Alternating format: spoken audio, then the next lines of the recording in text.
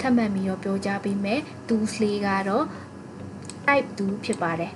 type 2ကတော့ကျွန်တော်တို့စလုံးတွေရိုက်တဲ့သူစလုံးတွေ Adobe Illustrator မှာစလုံး design တွေစလုံး font တွေဖန်တီးတဲ့အခါမှာအသုံးပြုတဲ့သူ slay တစ်ခုဖြစ်ပါတယ်ဟုတ်ကဲ့ typography logo တွေဖန်တီးလို့ရှိရင်လည်းဒီ type 2 slay ကအဲ့မတန်မှအသုံးဝင်ပါတယ်ဟုတ်ကဲ့ပါ type 2လေးဖြစ်ပါတယ် type 2သူ့ရဲ့ short key ကတော့တီပါကျွန်မယူလိုက်ပါမယ်ယူပြီးတော့ကျွန်တော်တို့ကစားချပြီးတော့ကျွန်တော်တို့ AI BT စလုံးလေးတစ်လုံးရိုက်လိုက်ပါမယ်ကျွန်တော်ရိုက်လိုက်တဲ့အခါဒီစလုံးလေးတစ်လုံးရိုက်လိုက်တဲ့အခါမှာကျွန်တော်ဒီအပေါ်မှာ control bar မှာ character ဆိုတာလေးပေါ်လာပါလိမ့်မယ်အဲ့ character လေးကိုကျွန်တော်တို့ click လိုက်တဲ့အခါမှာဒီမှာ box လေးတစ်ခုကြာလာပါမယ်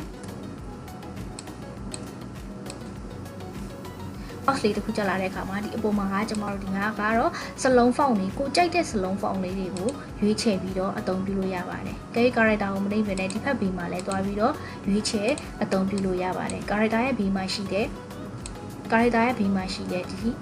ဒီ box လေးထဲမှာကျွန်တော်တို့ဒီမှာ font ပေါင်းများစွာကိုကျွန်တော်တို့တွားရောက်ပြီးတော့ရွေးချယ်ပြီးတော့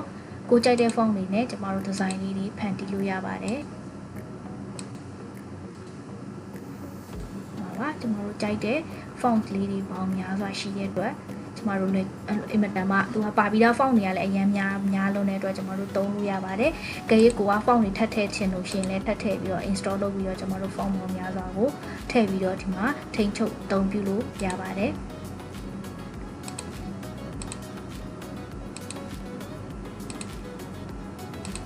font ပေါင်းများစွာသုံးပြုလို့ရပါတယ်ဟုတ်ကဲ့သူ့ရဲ့ဘေးမှာရှိတဲ့ဒီ box လေးကတော့ကျွန်တော်တို့ regular တခါတလေမှာဒီ regular ကတော့ပုံမှန်ပေါ့နော်တချို့ font တွေကတခါတရံမှာဒီမှာတချို့ font တချို့တော့ font တွေကဒီဘေးမှာ italic တို့ bold တို့ဆိုတာလေးပါလာတတ်ပါတယ်ဟုတ်ကဲ့ပါကိုဒါကတော့ကိုရွေးတဲ့ font ပုံမှာမူတည်တာပေါ့နော်ကိုရွေးတဲ့ font ပုံမှာမူတည်ပြီးတော့ပါလာမှာဖြစ်ပါတယ်ဟုတ်ကဲ့သူ့ရဲ့ဘေးမှာကြည့်ရမယ်ဆိုလို့ရှိရင်ဒီကတော့ font size ပါfont size မှာကျွန်မစနစ်ထားတယ်ဒီထက်ကြီးချင်တယ်ဆိုလို့ရှိရင်ကျွန်မတို့ဒီမှာကြည့်လို့ရပါတယ်အဲကိုကြိုက်တဲ့ font အတိအကျကြည့်ချင်တယ်ဆိုလို့ရှိရင်ကျွန်မတို့ဒီမှာကဏ္ဍလေးတွေရိုက်ထည့်ပြီးတော့လည်းကြည့်လို့ရပါတယ်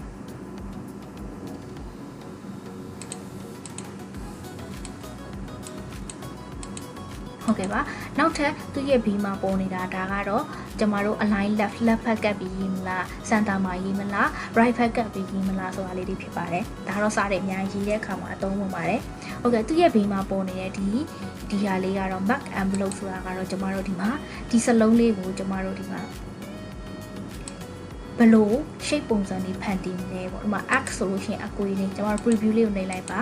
ကျွန်တော်တို့ဒီမှာ preview လေးကိုနှိပ်လိုက်တာဒီကိုရိုက်ထားတဲ့စလုံးလေးကဒီလိုခုံလေးဖြစ်သွားမှာဖြစ်ပါတယ်ဒါ horizontal ရေးထားတဲ့အတွက် vertical ရေးထားလို့ရှိရင်ကျွန်တော်ဒီဘက်မှာကိုရိုက်ထားတဲ့ခါလေးကဒီလိုလေးခုံလေးဖြစ်နေမှာဖြစ်ပါတယ်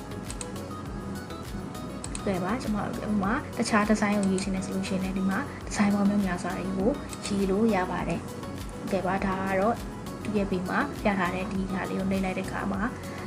အင်မတန်မှအသုံးဝင်တဲ့ tools လေးတွေဖြစ်ပါတယ်ကျွန်တော်တို့ logo တွေဖန်တီးတဲ့အခါမှာ typography logo တွေဖန်တီးတဲ့အခါမှာဥမာ design တွေပေါ်မှာစာတွေစလုံး font လက်လေးတွေဖန်တီးတဲ့အခါမှာလည်းအင်မတန်မှအသုံးဝင်မှာဖြစ်ပါတယ်။ဟုတ်ကဲ့ပါနောက်ထပ်ကျွန်မထပ်ပြီးပြောပြချင်တာကတော့ကျွန်မတို့ဒီ type ဒီကျမတို့စာရိုက်လိုက်တဲ့စာတွေကကျမတို့ဒီမှာ layer မှာတော့ကြည့်တဲ့အခါမှာကျမတို့ဒီမှာကျမတို့ဒီလိုတစ်လုံးချင်းစီဖယ်လို့မရအောင်ဖြစ်နေပါတယ်ဒီကတစ်ဆက်တည်းဖြစ်နေပါတယ်အကယ်၍ဒီ Adobe Illustrator ရဲ့ထူခြားချက်ကကျမတို့ဒီကိုရိုက်လိုက်တဲ့စာကိုကျမတို့တစ်လုံးချင်းစီခွဲထုတ်လို့ရပါတယ်အဲ့ဒီနည်းလေးကတော့ကျမပြောပြပေးပါမယ်ဒီကိုရိုက်ထားတဲ့စာလေးကိုဆက်လက်မှတ်လိုက်ပါဆက်လက်မှတ်ပြီးတော့ menu bar မှာရှိတဲ့ object expand ဆိုတာလေးကိုနှိပ်လိုက်ပါexpand ဆိုတာနေလေးဖြစ်ရင်ကျွန်တော်တို့မှာ box လေးကြားလာပါမယ်အဲ box မှာ object field နေပြီးတော့ okay ပေးလိုက်ပါ okay ပေးလိုက်တဲ့ခါမှာသူကဒီမှာပတ်လန်းကြောင်းပေါင်းများတော့ဒီမှာ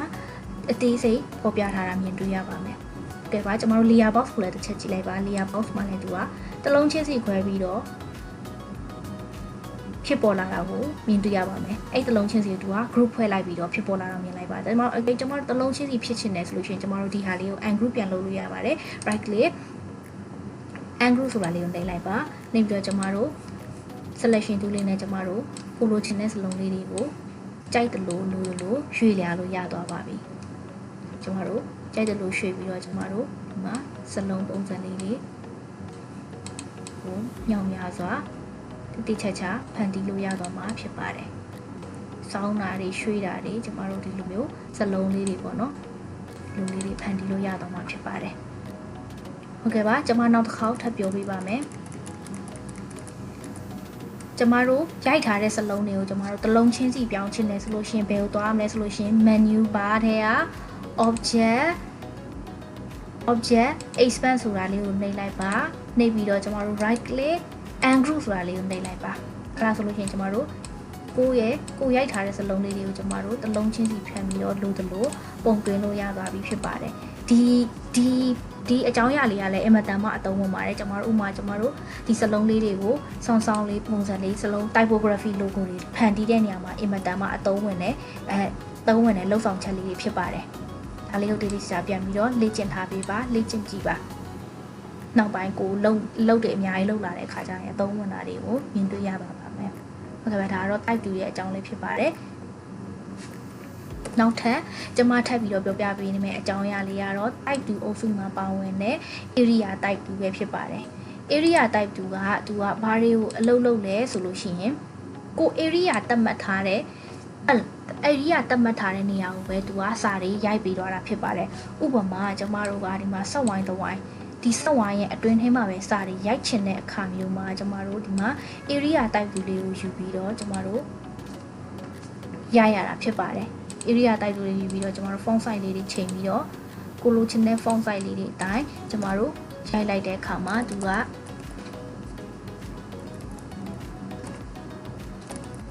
ဒီဆက်ဝိုင်းအတွင်းမှာပဲသူပုံဖော်ပြီးတော့ရိုက်သွားမှာဖြစ်ပါတယ်ကိုသတ်မှတ်ထားတဲ့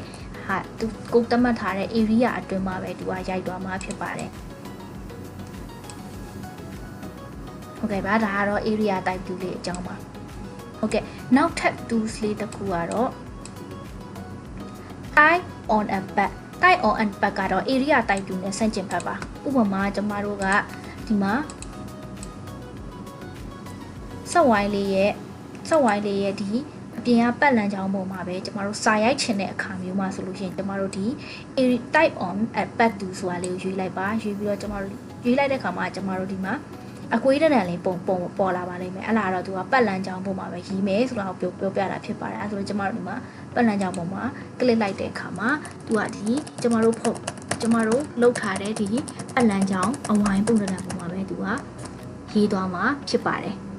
ဒါကတော့ area type 2နဲ့ type on a back 2ရဲ့ကွဲပြားခြားနားချက်ဖြစ်ပါတယ်ဒီမှာကျမတို့ဥပမာကျမတို့ advertising design တွေဆွဲတဲ့အခါမျိုးမှာကျမတို့ဥပမာ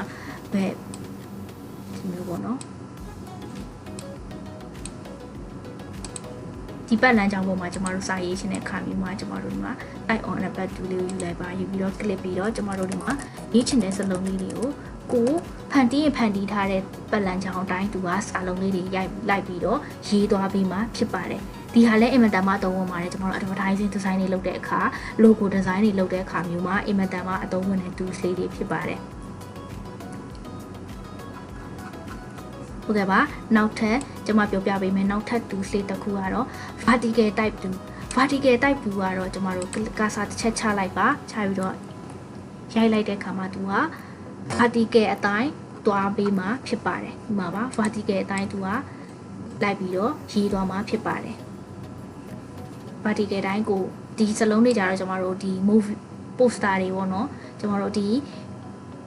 advertising တွေမှာလည်းအင်မတန်မှအသုံးဝင်ပါတယ်ကျွန်တော်ဒီမှာဒီစလုံးပေါ့နော်ဒီ typography တွေနဲ့လုပ်တဲ့ design ပုံများစွာတွေမှာဒီ type 2ကိုကျွမ်းကျွမ်းကျင်ကျင်အသုံးပြုနိုင်တဲ့အခါမှာသုံးပြုနိုင်တယ်ဆိုလို့ရှိရင်ကျမတို့ design ပေါင်းများစွာကိုတိတိကျကျဖန်တီးနိုင်မှာပဲဖြစ်ပါတယ်ဟုတ်ကဲ့ပါကျွန်မနောက်ထပ်ပြောပြပေးမယ့် tools လေးနောက်ထပ်တစ်ခုကတော့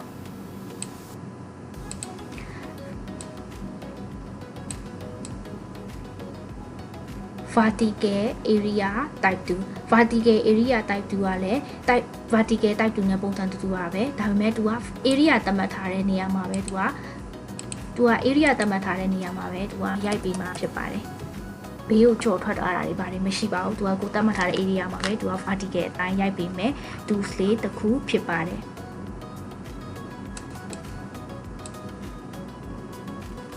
tools လေးတစ်ခုဖြစ်ပါတယ်အဲ့ဆိုလို့ရှိရင်ဒီ type 2မှာပါဝင်တဲ့ဒီ tools လေးတွေအကြောင်းကိုနားလဲတဘောပေါက်ထားပြီးလို့ဖြစ်ပါတယ်ကိုဟာကိုလည်းပြန်လေးကျင့်ကြည့်ပါနောက်ပိုင်း design တွေလုပ်လာတဲ့အခါမှာအင်မတန်မှအသုံးဝင်တာကိုတွေ့ရပါလိမ့်မယ်ဟုတ်ကဲ့ပါနောက်ဒါတော့ type 2လေးတွေအကြောင်းဖြစ်ပါတယ်